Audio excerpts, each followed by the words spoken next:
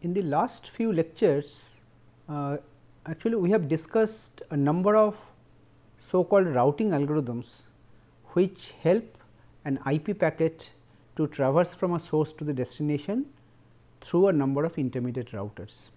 We talked about two classes of inter-router protocols, the interior and exterior so called routing protocols, which help the routers to update their routing tables in a dynamic way.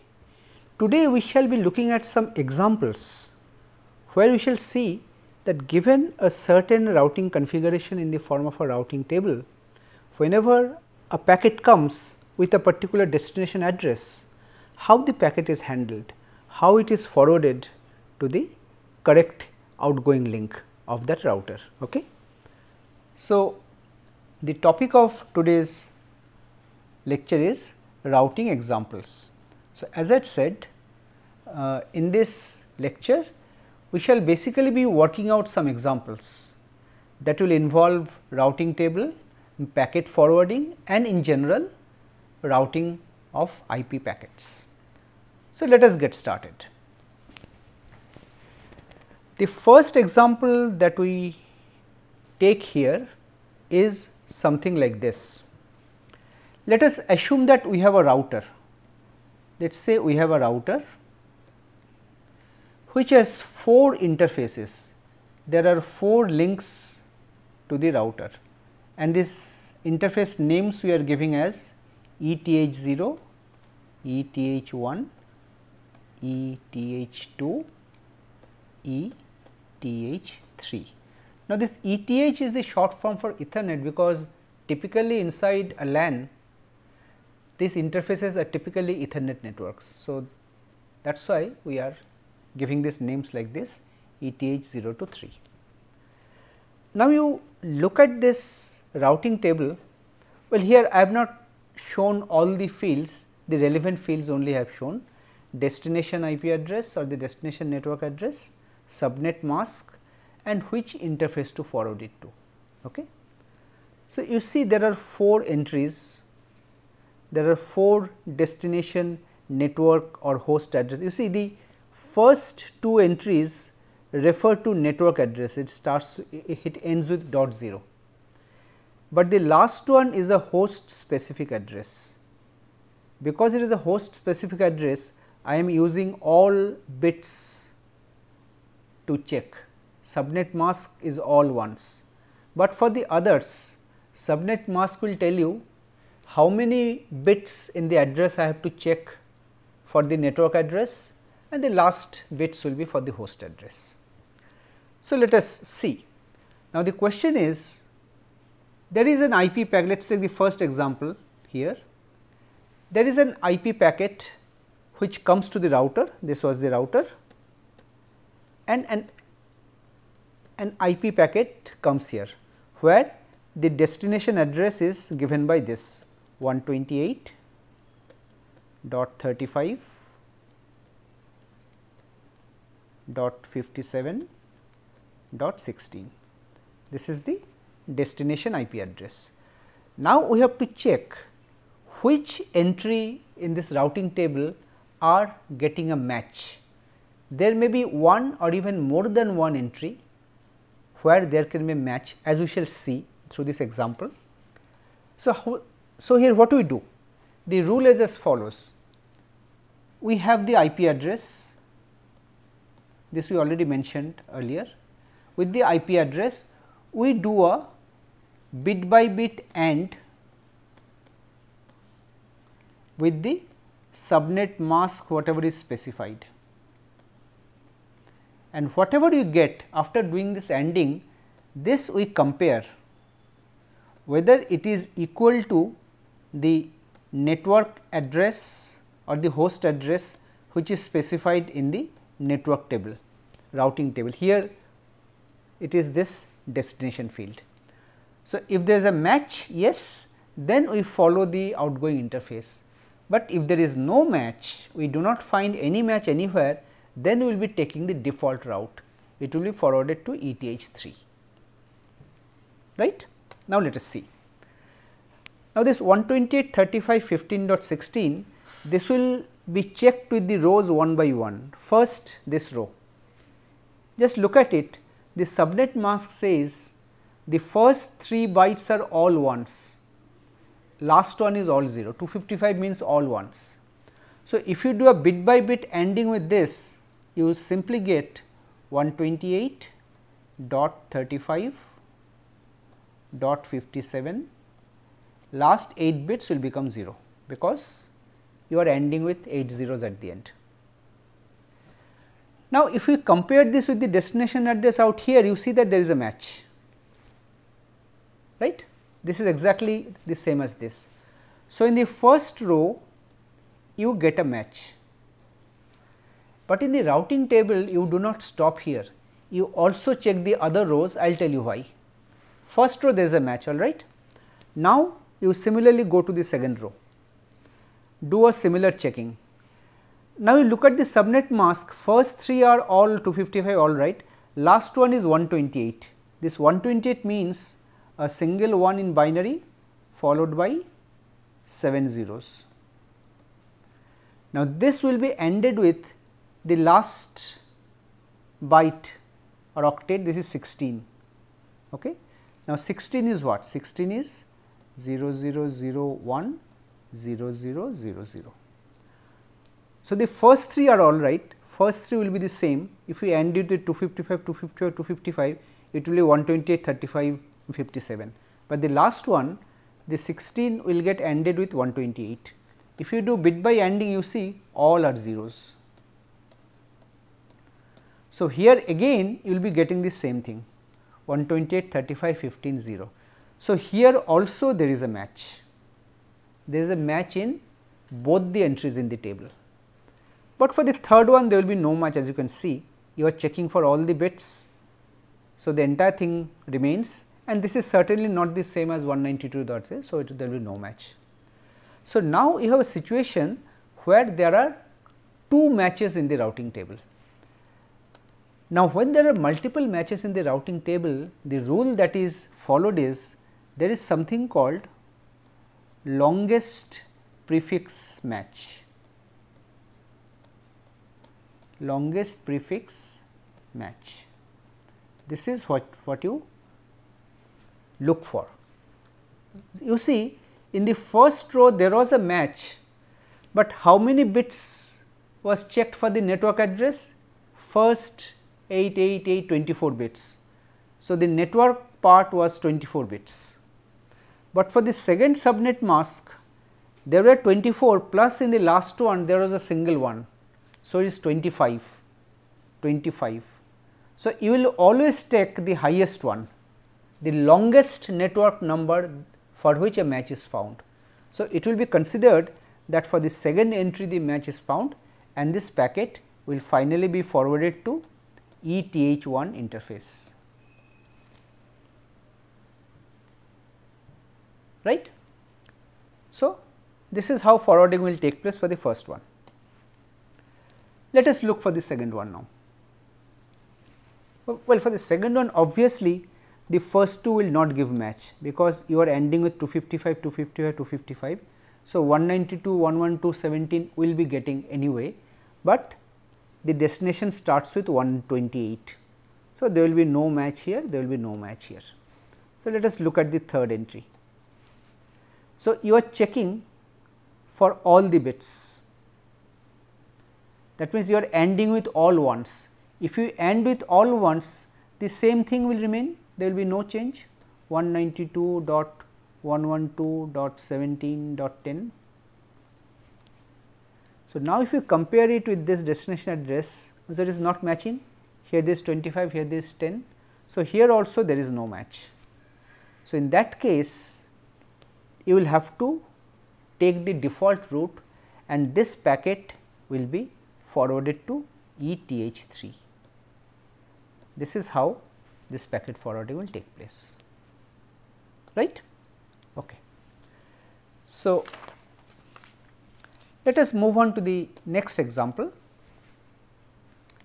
This is a very similar example. Here I have assumed that the routing table is given, here there are 5 entries. and here again an IP packet is coming whose destination address is 144.16.68.131. Let us look one by one where the matches are coming. Let us take the first one. The subnet mask is 255, 255, 00. The last 2 bytes are all 0. So, the last 2 bytes will become 0. So, for this one, so after this bit by bit ending, you will be getting 144.16.0.0, which is actually matching with this. So, for the first one, you will be getting a match. Let us look at the second one. For the second one, you see the third byte of the mask is 224. Now, actually what is 224? 224 is nothing but 111 followed by 5 zeros. This is 224. So, you will be doing a bit by bit ending of 68 with 224. What is 68? 68 if you convert to binary, it will be 0100 0100, 64 and 4, 68. So, if you take a bit by bit ending here, what you get is 0, this 1 and 1 will be 1, 0 0 0 0 0 0, which in decimal is 64. This bit is 1 and the last one is 0. So, 0 if you end with 131, this will be 0 anyway. So, here also if you do an ending, it will become, this will come to 144, 16, the third one will become 64, the last one will become 0. So, you see the destination address is exactly that. So, here also there is a match. So, there is a match in the first 2 rows. Let us come to the third row, 255, 255, 255, all 3. So, the first 3 144, 16, 68 will remain, last one will become 0, which is the same as here. So, here also there will be a match. So, there is a match in all 3 rows of the table. The fourth one you can check, here of course, there will be no match, because the first 3 255, 255, 255, 144, 16, 60, this will remain, and this 224 will get ended with 131. Now, this if you do 220, say 131 is what? 131 is 128 plus 3, this is 131. So, if you do a bit by bit ending with 224, 224 is 111 followed by all zeros. So, only the first one will be 1, rest all will become zeros. This is 128, but here it is 64. So, it is not matching, right. So, there is a match in this example for the first 3 rows. So, now as I had said, in router we follow the longest prefix match rule. You see, with respect to the subnet mask, the first row had 16 bits of the network 255 to 55, second one had 16, 16 and 3, sorry 8, 8 and 3, 19, and the third one had 8, 8 and 8, 24. So, the third one is the longest prefix. So, ultimately the match will be identified for the third row and the packet will be forwarded to this ETH2 interface, right. This is how the packet forwarding will take place.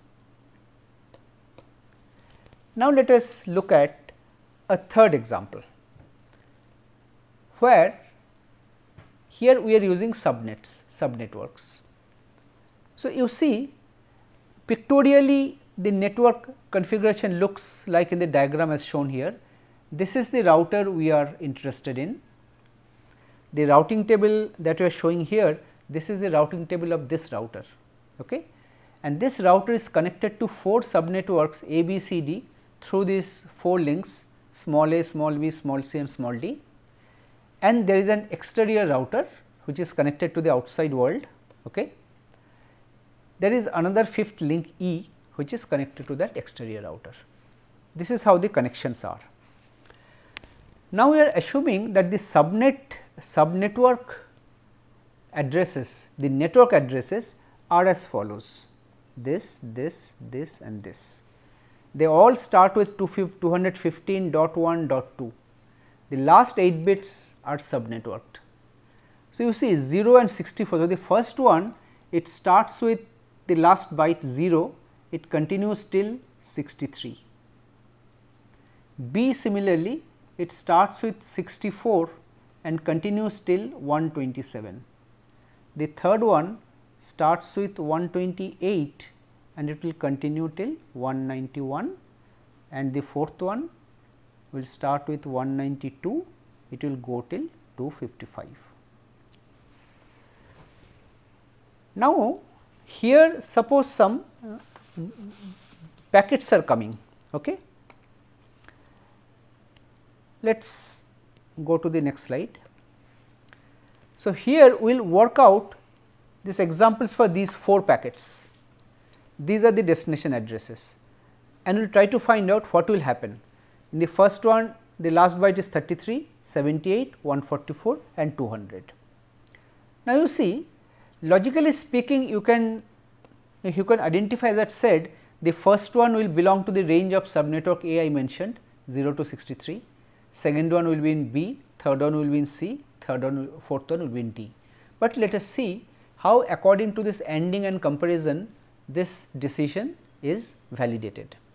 So, the first IP address which is coming, it has an address 215.1.2.33. Now, you see, let us make a check in this routing table one by one. It is subnet mask of all of them are 192 in the last one. Now, what is 192? The first 2 bits 1, rest all are 0. This is 192. Now, this 33 we will have to AND with this. What is 33? 33 is 0010 and 0001, 32 plus 1. If we do a bit by bit AND, it will become 0 0 0 0 0 0 0, all zeros. So, the last byte will become 0. So, you see there will be a match with this 215.120. So, in the first row there is a match. Just let us look at the second row what happens. Second row has 64 here. The mask is the same. Because we are getting 0, there will be no match, this is 64. Third row also 192, same thing, this is 128, this is 192. So, there will be no match in any other rows. So, this first packet will get a match with the first row and it will be forwarded to interface A. This is for the first packet, right. Let us look for the second packet now. The second packet had an address 215.1.2.78. Now, what is 78 in binary? 78 in binary is 0 1 0 0 1 1 1 0. Now, if you do a bit by bit ANDing with the mask, again 192 is this.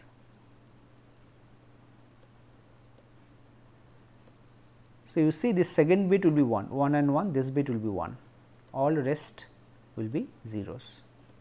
So, how much is this? In decimal this is 64. So, if you do a bit by bit ANDing with 192, it is 64, and if you look at these rows, there will be a match only with the second one, because 64 is here. So, there will be a match with the second row and the packet will be forwarded to interface B. Okay. This is for this second packet. Okay. Let us look at the third one. The third one had an IP address of 215.1.2.144. Now, let us do a similar exercise. What is 144 in binary? 144 is 1001 0000, and this 192 as I said is 1100 0000. If I do a bit by bit and 10000000, which is 128. So, there will be a match with the third row, right, and the packet will be forwarded to interface C. Fine. Okay. And the last one, the last packet had an address 215.1.2.200. Now, similarly, what is 200? 200 in binary is 1100 1000, and 192 is this. So, if you do AND, it will be 1100 0000, and 1100 in decimal, this is 192. So, there will be a match with the fourth row, there will be a match, and the packet will get forwarded to D, right. So, this is how the packet forwarding is happening for this example. Let us look at a fourth example. Now, in this fourth example, what we have done, here we have shown some additional entries in the routing table, more like a practical routing table, and also we have shown the subnet mask in the CIDR notation. So, in many router, when you see the routing table, the mask will be shown in the CIDR notation. So, here it is done like that. So, here we are actually talking about 3 such IP addresses destination. Let us look at it. The entries, what they mean, destination subnet mask, you understand, and in the interface, instead of some names like ABCDE or ETH0, ETH1, some IP addresses are specified. These are the IP address of the output ports where the packet will be forwarded. And gateway next hop is another column I am just showing here. This means something like this. Suppose I am considering the routing table of this particular router. This router may be connected to some other network, that network may be having some other router, there may be multiple outgoing links. Now, if the destination is directly connected, you send it over the outgoing link, but if not, you will specify that this packet has to be sent to this some other router, that is the address of the gateway or the next hop. So, you can specify the next hop address also here as an optional choice. So, let us see. So, for this particular address, what will happen? The subnet mask says how many bits to be considered. So, 13546, 8 and 8, 16. So, I am not worried about the first two, because 13546 I can see the first two entries already have.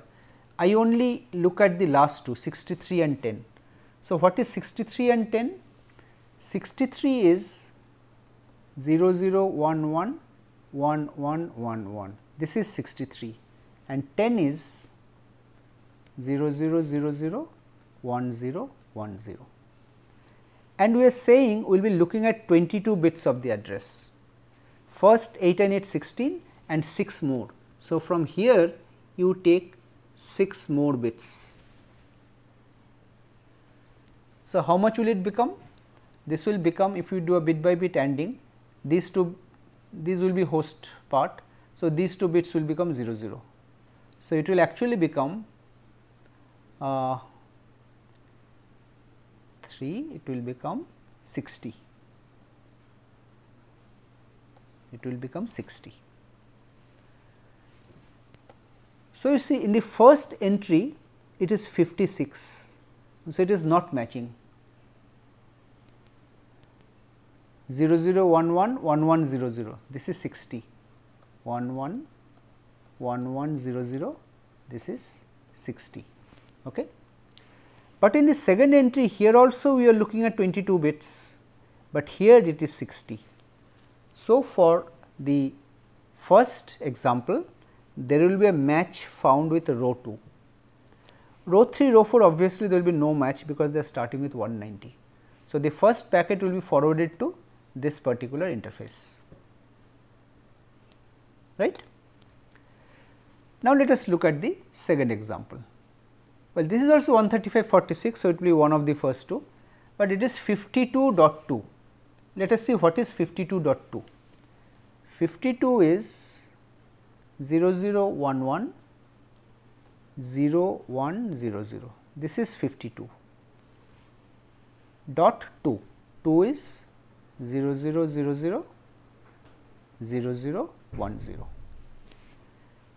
And here again we will be taking this 22 bits, 8 and 8 16, and we will be taking 6 bits from here. And these 2 bits are anyway 0. So, if you do a bit by bit ANDing with this, it will become 0 1, this will be 0 0 anyway.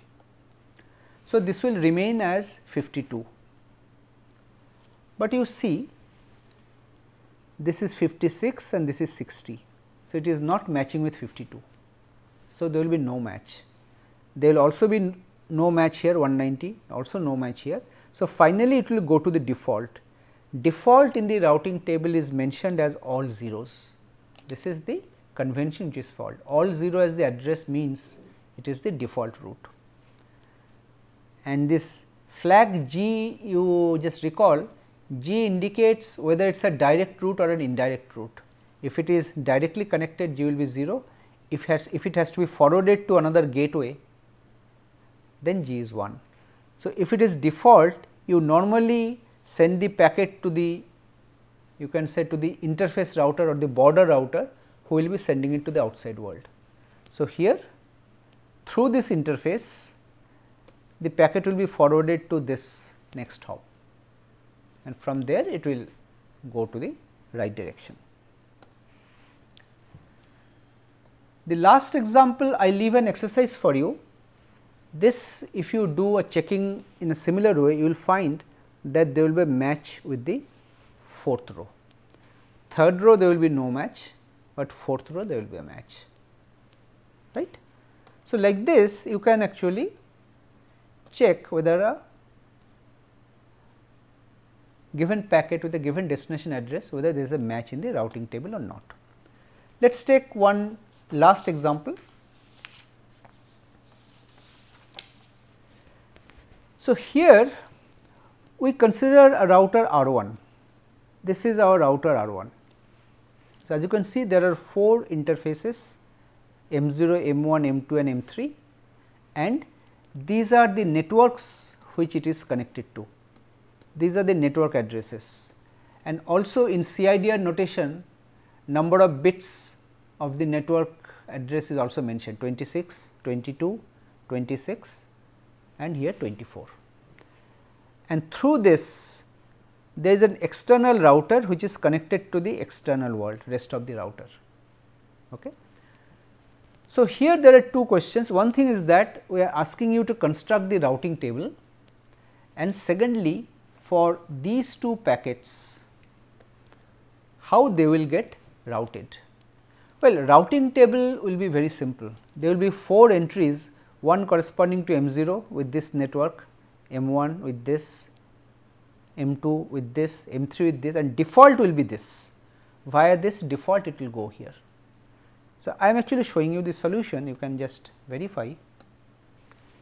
For the first network through M2 which is connected to M2, if you recall, there are 26 bits of the address. So, it is /26 and this is the network address. Through M0 also there is 26 bits like this, M3, M1 and finally, M2 is the default which will be sending it to the external router. Now, you see one thing also, I want to tell you with this example, you see these interfaces are not listed in order. M0, M1, M2, M3, M4, they are listed in some arbitrary order apparently. First M2, then M0, then M3, then M1, but there is something orderly about this. You see, we are talking about longest prefix match. Wherever there is a longest match, you take that as the match, others you ignore. Now, if we sort the network masks in descending order, largest one first. So, if there is a longer match, it will get matched first. So, you need not see the later entries. This saves the searching and matching time. If you sort your table with respect to network mask with the largest values first, then the first match you get, that will be the longest prefix match, because that corresponds to the largest value of mask, right. Now, talking about the IP addresses in the example that you mentioned, the first was 180, 70, 65, 140. See, 180 obviously it will be one of the first two. So, I again leave it as an exercise for you. You look at the first 26 bits of the address and see if you take the first 26 bits, whether it is matching with either this or this. Well, in this case, if you see, you will see that there will be a match with the second row for this packet. So, this packet will get forwarded over M0. But the other example was 201.4.22.35. This again 201, it will be one of these two. So, first you look at the first 24 bits, check whether it is matching with 22.0. If not, you compare the first 22 bits, check whether it matches with 16.0, and then you decide whether there is a match or not. Now, in this example, the first one 24, there will be a match. So, there will be a match out here only. So, this will be forwarded over M3. So, in this way, if I give you a networking scenario or a routing table, you will be able to calculate and decide that how the packets are getting forwarded. If I give you a destination address, you will be able to tell how the matching is taking place in the routing table and how the packets will get forwarded. So, with this I come to the end of this lecture. Now, here in this lecture and over the past few lectures, I have talked about the routing techniques, and we have also seen some examples of routing. Now, all these routing techniques and methods will be very important for you in understanding later on how the actually network based attacks can be mounted or can be taken place. Most of the attacks that we talk about, they are mounted through this IP via some routers.